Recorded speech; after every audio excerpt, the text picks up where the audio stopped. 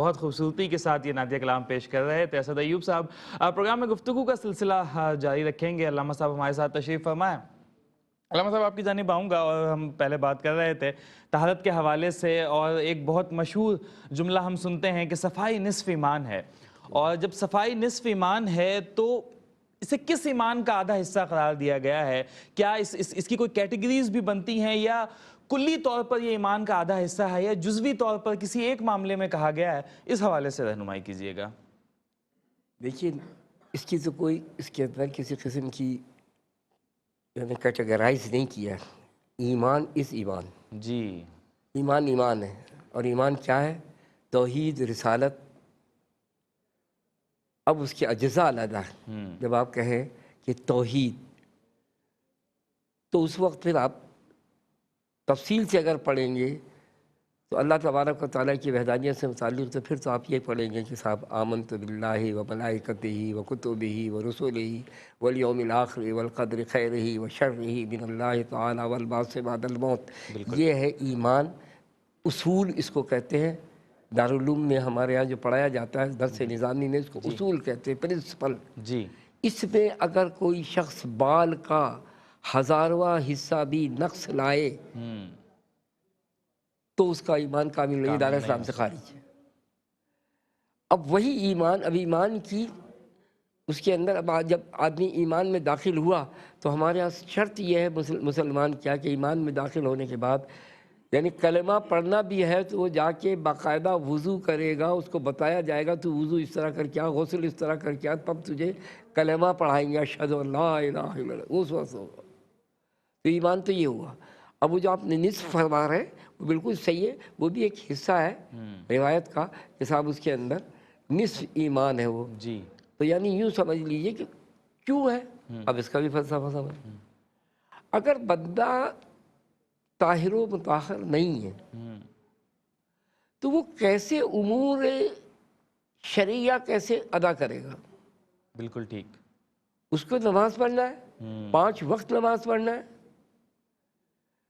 قرآن پڑھنا ہے، نماز پڑھنا ہے، تو اذکار کرنا ہے، ذکر و اذکار کرنا ہے۔ اگر کم سے کم صرف وہ 5 وقت نماز پڑھتا ہے، اس کے بعد اتنا وقت نہیں ہے، تو بھی تو اس کے لیے شرط ہے کہ وہ طاہر و مطہر ہو۔ بالکل ایسا ہی ہے۔ گھر سے اپنے نکل رہا ہے تو اس کا باقاعدہ پاک نکل رہا ہے۔ معاذ اللہ اگر کوئی خدا نہ خواستہ اللہ نہ کرے کہ کوئی ناپاکی کی حالت میں نکل رہا ہے تو اب اندازہ لگائیے کہ زمین بھی اس سے پناہ مانگے گی۔ تو یہ ہے یہ تمام چیزیں۔ اب اس کے اندر کوئی شک نہیں کہ مسلمان جب ایمان کے دائرے میں داخل ہوتا ہے، وہ اپنی طہارت پوری کر لیتا ہے، تو پھر اس کے پاس طاہر و مطہر چیزوں کے کھانے کی بھی انتظام ہوگا، اور وہ کرے، کیونکہ اللہ تبارک و تعالیٰ نے 250 آیات حرام اشیاء کی اور 250 آیات حلال اشیاء کی بتا دی۔ یہ چیزیں کھانا ہے، یہ چیزیں نہیں کھانا ہے، کیونکہ اللہ تبارک و تعالیٰ ہمارا خالق ہے، بنانے والا ہے۔ اس کو پتہ ہے کہ ہمیں کون سی چیز کھانا ہے جو ہماری صحت برقرار رکھے گی، بالکل ایسا ہی ہے۔ کون سی چیز نقصان دے گی۔ وہ مینوفیکچرر ہے ہمارا۔ بالکل ایسا ہی ہے۔ تو مینوفیکچرر جو ہے، جیسے کوئی مشین تعمیر بناتا ہے، کوئی چیز بناتا ہے، تو وہ سب اس کو پاس نو ہاؤ ہوتا ہے اس کا۔ بالکل ایسا وہ ہی ہے۔ بتاتا ہے کہ یہ کرو گے مسٹیک تو یہ مشین میں یہ خرابی آ جائے گی، یہ کرو گے یہ وہ خرابی اس آ کا جائے ایک گی۔ آپریٹنگ مینول دیتا ہے، اس کے ساتھ مینول دیتا ہے باقاعدہ، ساتھ کے اندر وہ پرنٹ رب ہوا تعالیٰ نے ہوتا بھی ہے، ہمیں دے رکھا ہے۔ پھر پرنٹ ہوتا ہے کہ یہ دیکھو۔ تو اب ہمارے لیے بھی یہی مینول سمجھ لیں آپ اس کو۔ اچھا علامہ صاحب، اس میں ضمنی طور پہ یہ جاننا چاہوں گا کہ صفائی ذاتی حیثیت میں تو یہ بات سمجھ آ جاتی ہے، لیکن کیا یہ صرف ذاتی حیثیت تک ہی محدود ہے، یا اس میں ہمیں اپنے ارد گرد کو صاف رکھنا، اپنے ماحول کو صاف رکھنا، اپنے گھر کو صاف رکھنا، گلی کو صاف رکھنا، سڑکوں کو، چوراہوں کو، اپنے شہروں کو صاف رکھنا، یہ بھی اسی حصے میں آ جاتا ہے؟ اسی کیٹیگری کے اندر آ گئی۔ یقیناً آپ کو اپنے گھر کو صاف ستھرا رکھنا ہے، اپنے دہلی گھر کو صاف ستھرا رکھنا ہے، یعنی باہر اندر بھی باہر بھی، اور یہ خیال کرنا ہے کہ میری گلی کے اندر ایسا نہ ہو کہ جس طرح لوگوں بہت ہی زیادہ چھوٹی ذہنیت کے ہوتے ہیں، معلوم اپنا کوڑا کرکٹ جو ہے وہ فجر کی اذان سے پہلے کسی اس کا پڑوس کی تھیلی میں رکھ کے جا رہے ہیں۔ اندازہ لگائیے 200 روپے لیتا ہے پورے مہینے کے کوڑا اٹھانے والا، تمہیں کیا ضرورت پڑی کسی کے دروازے پہ جا کے ڈال رہے ہو؟ गटर बह रहा है तो भाई तुमको उसको जल्दी से, तुम्हारा गटर बह रहा है तो उसकी सफाई का इंतज़ाम करो, लाओ और जमादार उससे सफाई करवाओ। अब मालूम है बह रहा है, नमाज के कपड़े, लोग जा रहे हैं नमाज पढ़ने, अब वो माना मैंने कि उसमें गुस्ल वाजिब नहीं हुआ, अगर कीचड़ उड़ कर उसके कपड़े पर आ गई, वो उसका वो नजासत मुगल्लज़ा है वो। दूसरा दर्जा है, अगला दर्जा है। जी हाँ, वो उसको यानी उसको इतना करके धो ले। इसका एक यानी आज के सिक्के को हम यूँ कहें 5 का जो सिक्का होता है उतनी बराबर लगा है, तो उसको धो ले, कोई ज़रूरत नहीं कपड़ा भी बदलने की। लिहाजा ये तमाम चीज़ें हैं, इसका एहतमाम करना चाहिए। और इस तहारत से, अब आप देखिए इस्लाम ये सब सिखा रहा है, अब मेडिकल पॉइंट ऑफ व्यू से आ जाओ।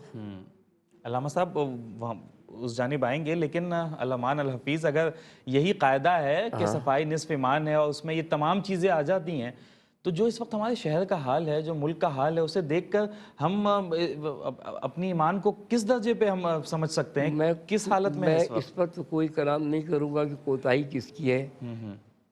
यू नो वेरी वेल, ऐसा मसला नहीं है।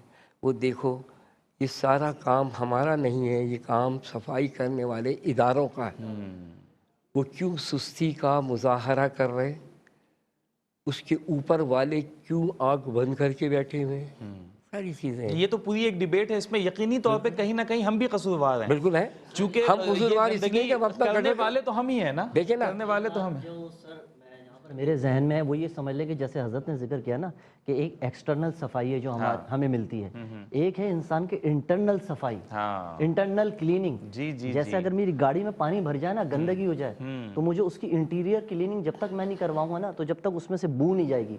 यही इंसान का किरदार है। बिल्कुल ऐसा ही जो हजरत ने जिक्र किया कि इदारों की भी जिम्मेदारी है, अगर वो जब तक अपने एक किरदार की सफाई नहीं करेंगे ना, जब तक हराम में मुलविस होगा, अपने ओहदे से गफलत भी होगी। और अपने ओहदे से गफलत है जब भी आपको अगर तहरत, अगर वो खुद से अंदर से इंसान को अगर ख्याल में समा जाए, उसके दिल में समा जाए, तो उसका ना सिर्फ बातिन साफ होगा बल्कि उसका जाहिर भी साफ हो जाएगा, उसका किरदार भी साफ होगा। जब उसका किरदार साफ होगा तो काम भी साफ जो है बातिनी कैफियत, तो वो तो जिक्रुल्लाह से मिलता है। ये तो पूरी एक तरबियत है ना, ये तो एक पूरा मामला है। इसके ऊपर तो इस हवाले से भी मैं आपकी जानिब आऊंगा और इस हवाले से भी हम जानना चाहेंगे कि किस तरह से हम देखिए, जाहिर को साफ करना तो बड़ा आसान है और बातिन को साफ करना वो ज़्यादा मुश्किल है। तो उस हवाले से भी हम पूछेंगे प्रोग्राम के अगले हिस्से में। नाज़रीन, एहसास फाउंडेशन के हवाले से साथ साथ आपको बताते चलें कि एहसास फाउंडेशन आप तमाम जानते ही हैं, नाज़रीन हमारे देखने वाले जानते ही हैं कि एहसास फाउंडेशन का क़याम आज से करीबन 10-11 सालों कबल अमल में लाया गया। तब से लेकर आज तक अल्हम्दुलिल्लाह एहसास फाउंडेशन उलमा इकराम की ज़ेर निगरानी, उलमा इकराम की ज़ेर सरपरस्ती मुल्क के तूल अर्ज़ में, और ना सिर्फ मुल्क के तूल अर्ज़ में बल्कि पाकिस्तान से बाहर भी, सरहदों से बाहर भी, जहाँ कहीं भी इंसान तकलीफ़ों का शिकार हुआ, मुश्किलात का शिकार हुआ, एहसास फाउंडेशन ने अपने तय अपनी सलाहियतों का इस्तेमाल करते हुए उन लोगों की मुश्किलात को दूर करने की कोशिश की। एहसास फाउंडेशन पिछले 10 सालों से ये काम कर रहा है। एहसास के मुख्तलिफ शोबाजात इस वक्त फ़ाल हैं। बहुत से तालिब इल्म ऐसे हैं जिन्हें माहाना वज़ाइफ दिए जाते हैं। बहुत सी मसाजिदें, नई मसाजिदें तामीर की जा रही हैं। दूर दराज के इलाकों में लोगों के पास नमाज़ पढ़ने के लिए इज्तमाई तौर पर कोई ऐसी जगह नहीं है। चंद बाँसों का इस्तेमाल करके कुछ उसके ऊपर छपरा नुमा बनाकर लोग वहाँ पर इबादत किया करते थे। एहसास फाउंडेशन उन तमाम इलाकों में मसाजिद की तामीर कर रहा है। एहसास फाउंडेशन हमारे मुल्क के बहुत से हिस्से इलाके ऐसे हैं जहाँ पीने का साफ़ और मीठा पानी दस्तयाब नहीं है।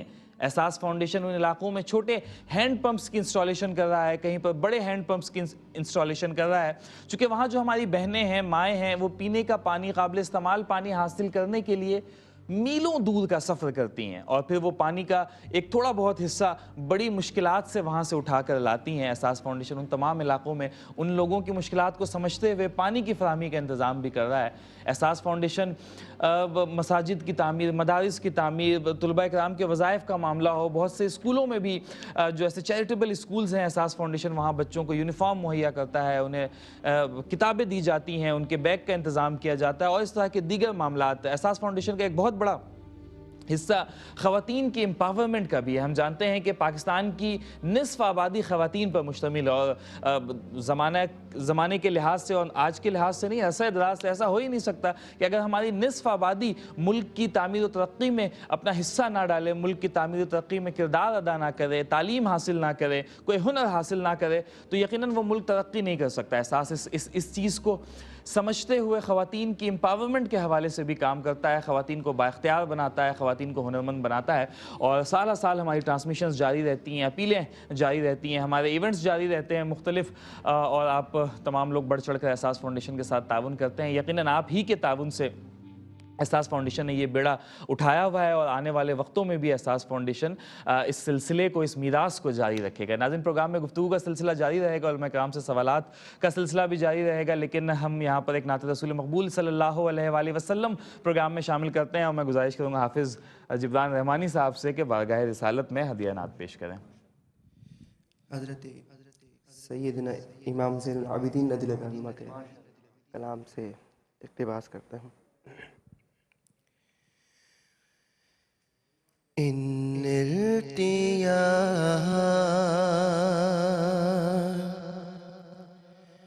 ریح الصباح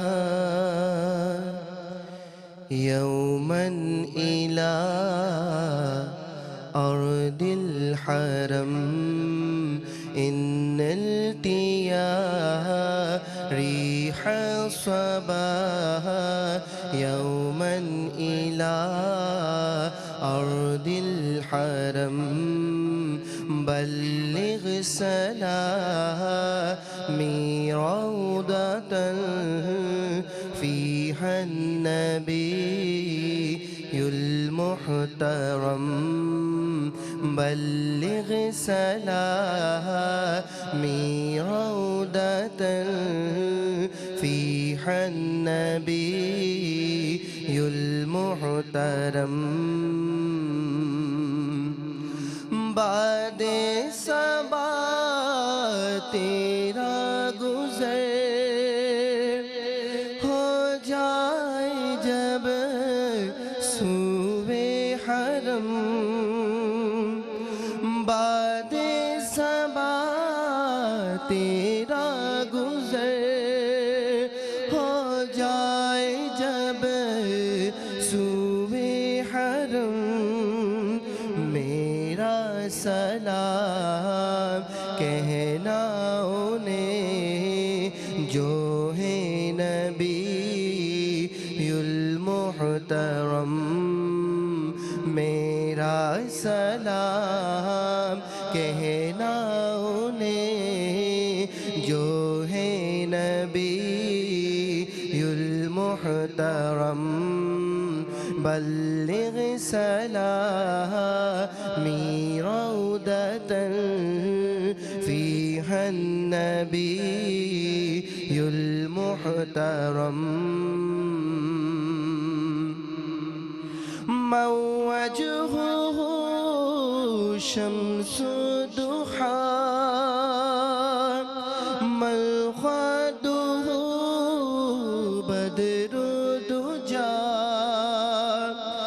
من وجهه شمس ضحى من خده بدر دجى من ذاته نور الهدى من ذاته نور الهدى من كفه بحر الحمم بلغ سلامی روضة فيها النبي المحترم جن کا ہے رخ مہر جبین رخسار ہے ماہ تمام جن کا ہے رخ مہر جبین رخسار ہے ماہ تمام جن کی ہے ذات نور خدا جن کی ہے ذات نور خدا دست عطا بحر کرم ان التیا ریح الصباح يوما إلى أرض الحرم بلغ سلامي روضة فيها النبي المحترم يا رحمة للعالمين أنت شفيع المذنبين يا رحمة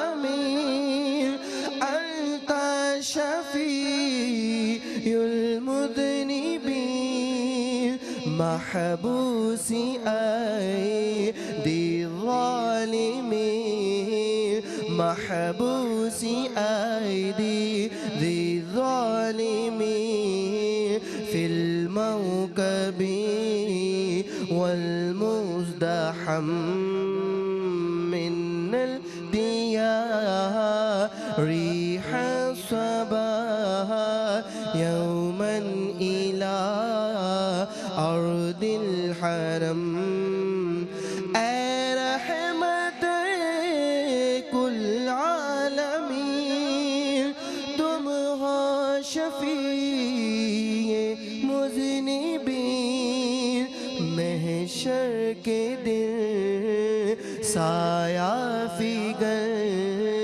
محشر کے دن سایہ فگر ہم پر بھی ہو ابر کرم بلغ سلامی روضة فيها النبي المحترم